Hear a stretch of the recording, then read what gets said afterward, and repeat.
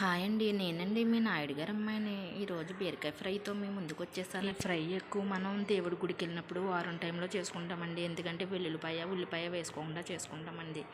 ముందుగా stove on చేసుకుని బాగానే పెట్టుకుని ఆయిల్ వేసుకుని మీకు వీడియోలో చూపించిన పోపు దినుసులన్నీ వేసుకోవాలండి. మనం ఆయిల్ చిట్టపిట్టలు ఆడుతుంది చూసారా, అలా ఉన్నప్పుడు వేసుకుంటే అన్నీ బాగా ఫ్రై అవుతాయండి.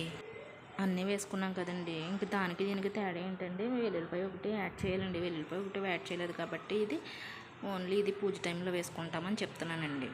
తర్వాత మనం ముందుగా రెడీ చేసుకున్న బీరకాయ ముక్కల్ని సాల్ట్ వేసుకుని పక్కన పెట్టుకుని ఉంచుకున్నాం కదండి, అవి తీసుకోవాలి. ఇప్పుడు మనం అవి ఇలా చేత్తో పిండుకొని కూరలో వేసుకోవాలండి. ఎందుకంటే డైరెక్ట్గా పిండకుండా వేసుకుంటే కొంచెం ముక్క గడ్డి పట్టిపోతుందండి, అందుకోసమే.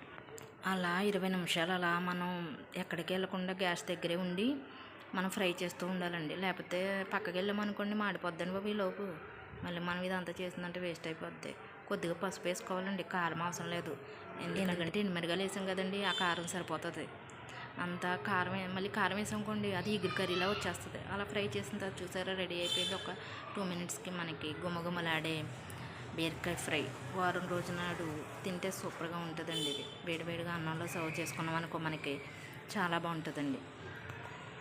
మీరు కూడా వేడివేడి అన్నంలో ట్రై చేయండి ఒకసారి. ఇంట్లో ఒకసారి ట్రై చేసి నాకు చెప్పండి. వారం టైంలో ఇలా తింటే చాలా బాగుంటుంది తెలుసండి. నా వీడియో యాక్సెప్ట్ చేసినందుకు చాలా థ్యాంక్స్ అండి. Thank you. బాయ్ అండి.